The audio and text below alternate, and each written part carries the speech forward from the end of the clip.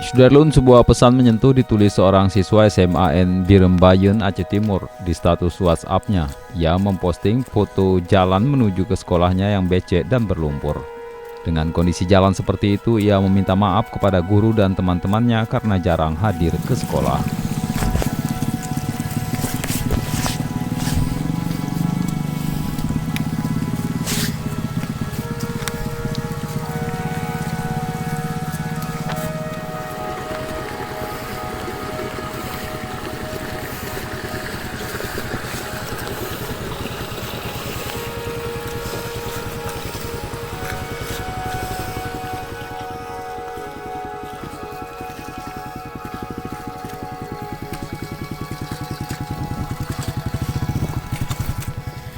SMAN 2 Birembayun tidak terlalu jauh dari Jalan Nasional Medan Banda Aceh. Hanya berjarak 7,8 km atau sekitar 22 menit perjalanan mengendarai kendaraan bermotor.